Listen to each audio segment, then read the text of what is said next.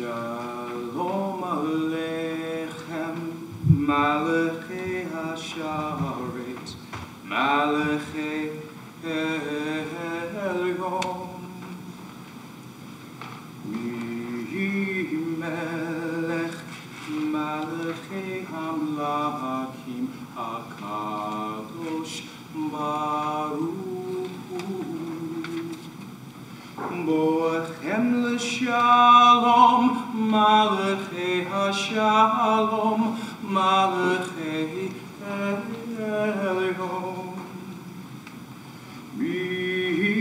Melech, Malachei Hamlakim, HaKadosh Baruch Hu. Baruch l'shalom, Malachei Hashalom, Malachei Elyon. Melech, Malachei Hamlakim, HaKadosh Baruch Hu. Zetechem l'shalom, Malachei Hashalom, Malachei Elyon.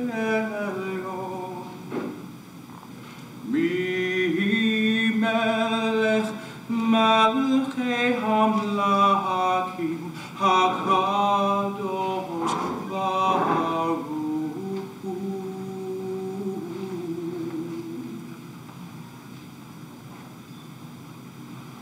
I was 7 years old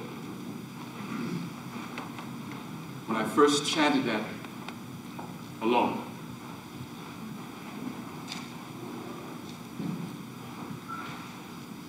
I was also 7 years old when I heard the phrase, "Are you injured or are you hurt?"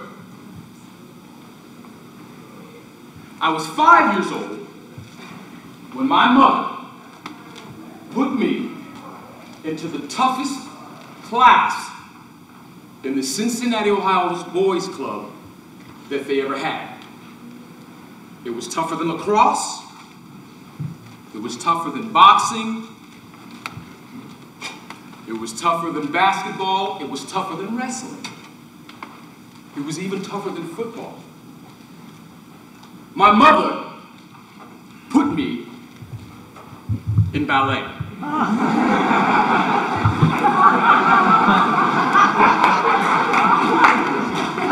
Feel my pain, people, feel my pain.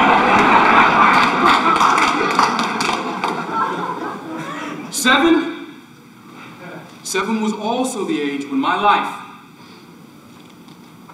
took a turn. I would never be the same again after that. You see, much like today, a Friday, before Erev Shabbat, I was at one of my stellar ballet classes at the boys' club. And it went something like this. Plie, Julian. Yes, Mrs. Schlesinger. Grand plie, Julian. Yes, Mrs. Schlesinger. Back straight, shoulders back. Up, Julian. Yes, Mrs. Schlesinger. Oh, you're having such a wonderful time, aren't you, Julian? Yes, Mrs. Schlesinger. So, my mother and I had this ritual. After every class, we would go to Ben Omoro's kosher deli. Or we'd go to one of the only kosher White Castles near our neighborhood. So after I would go off the reservation with a hamburger, fries, and a delicious Coke, my mother and I would go back to our home and we'd talk. She'd tell me about her day. Oh, I'd tell her about mine and how much I just love ballet class. We'd sing, we'd dance, and you know what? On this night, when we came home, my mother's favorite song was playing on the radio. I asked my mother to dance. Oh, it was great. It went something like this. I've got sunshine on a cloudy day. When it's cold outside, I've got the month of May. Then I got better. Yes, you say what can make me feel this way. My girl, talking about my girl, my girl. Can we do it again, please? Yes, we can. Okay, here we go. I don't need no money or fortune or fame. I've got all the riches, baby, one man can claim. Well, I guess you say what can make me feel this way. My girl, talking about my girl. Oh, it was wonderful. I sang, I danced. I was awful, but I was dancing with my mom. So, after that night, I went to bed early. I was tired. My mother said, "You go on. We'll talk later." So I went and took a nap. But there was something wrong about that night. I had this feeling that something bad was happening. You know, right when you are at the edges of some good sleep and something starts to pull you, just pull you awake. What yanked me out of my sleep was the sound of my mother screaming. You see, my stepfather had decided to hit my mother again. And what yanked me totally from the most comfortable sleep that I had had was the sound of my mother's voice when she said, "Please, please, don't you hurt my babies!" So, I get up and I come out just in time to see him hit my mother so hard that she did get up. And I went to her and I said, Mama, please, Mama, why? Mama, please get up, please. And she wasn't moving. And I looked at her and I said, why? Mama, please get up, Mama, please. Why you do this? Why? So I went and I got my mother's gun from out from under her bed. I picked it up and it was so heavy. And I came back in. 7 was the age that I shot at my stepfather. And I came in and I went, "Stay away from her! Stay! Boo! No! Boo! Stay still! Boo! Mama! Ah! Boo! Ah! Boo! Angel! Boo! Click! The last thing that I truly remember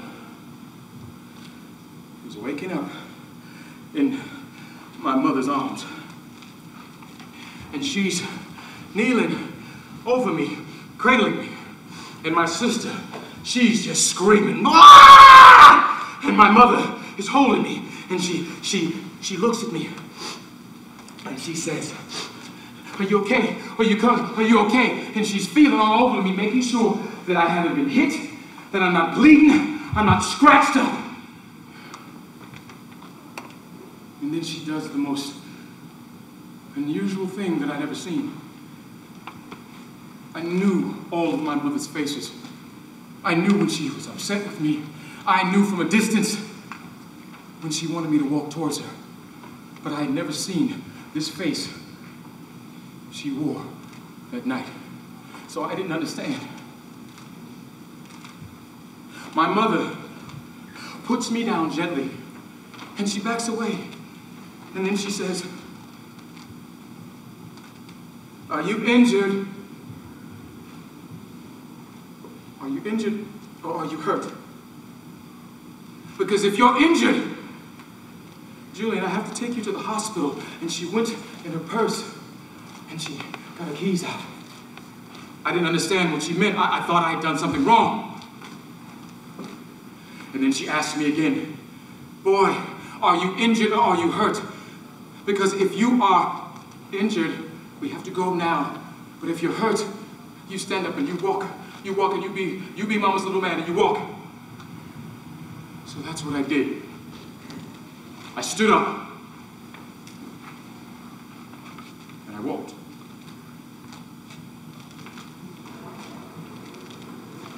I never saw my stepfather again after that night. I never saw a lot of things again after that night. My mother never looked at me the same. My sister never looked at me the same. Now, I would hear that phrase, "Are you injured or are you hurt?" all throughout my life. In high school, I got into a few scrapes. I got into a lot of scrapes. A lot of scrapes. There was this football game, and this guy hit me. He hit me so hard, it was beautiful. Textbook tackle. Wrap, twist, drive. The one thing that wasn't so beautiful about it is that it was happening to me. So, I'm cool. Oh, gosh. I went to one knee. Then I went to the next knee. And actually, the ground was feeling pretty good. The coaches couldn't even get me up. So I'm crawling, I'm pulling up grass off the ground, and I'm trying not to look too bad. Next thing I know, I get this tap on my shoulder, and it's my mother. She looks at me and says, "Boy, are you injured or are you hurt? Because if you're hurt, and all you women do this, why, I don't know. I'm taking you out of the game. But if you're hurt, you get back up and you finish this. I didn't raise no quitters. You stand up." So I did. I don't know where I got the strength from to do that, but I did. And to this day, I'm not too sure. Trouble, trouble, trouble, trouble, trouble. Trouble keeps haunting my days since the day I was born. Worry, worry, worry, worry, worry. Worry just won't seem to leave my mind alone.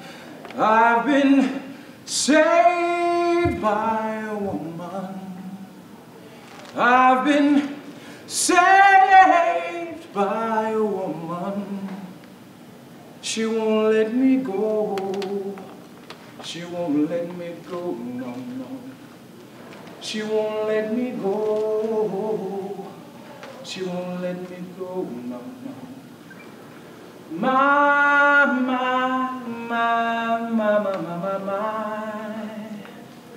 Oh, no, no, no, no. Flash forward.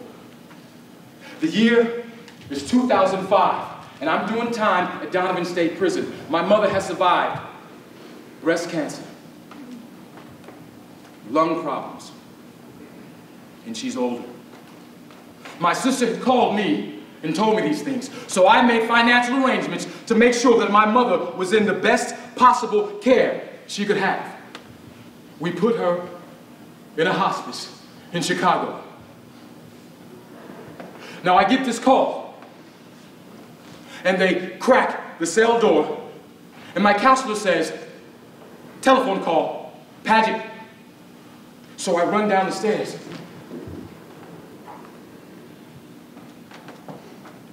And it's my mother. And she says, Sharon's dead. My sister had died. My sister, both I and her, thought my mother would be the one to pass away first. My sister passed away of a heart attack, but I believe to this day she died of a broken heart. Sharon was 7 years older than I, and she too taught me so much of what I know today. My mother was on the phone and she said, Sharon would want us to be strong. She would want us to go on with our lives, and you've got to keep your head on in there, because you won't make it if you worry about us. I said, Mom, okay. And then the nurse got on the line and she said, your mother, Mr. Padgett, is tired. She needs to get a rest. Yes, ma'am. And thank you for taking care of my mother. No, she's been no problem, Mr. Padgett. She's been no problem at all. My mother gets back on the line, a little bit more rambunctious than she was before, and she says, boy, do you remember that song that I used to sing to you when you were just a young kid? I said, yeah, Ma. Would you sing it to me now? I said, Ma, you don't want me to sing a song to you. Let's just talk. She goes, you may not have another chance to sing me that song again. So I did. It goes like this. I may not be here tomorrow, but I'm close beside you today. So lie to me a little, say you love me a lot, and I'll be true to you in my way. Love always goes on forever. At least that's what wise men always say.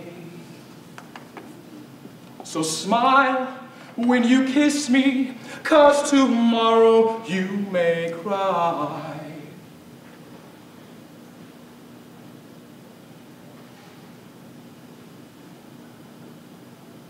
But I'll be true to you in my way. Yes, I'll be true to you in my way. My mother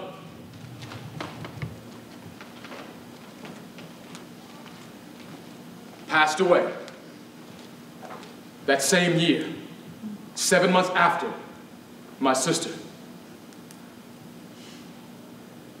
To this day, I wonder why she was so hard on me, why she was so relentlessly tough on me. Be the best you can be. Don't settle for second best. Never quit. Hold your head up, boy. Be my little man. So if my mother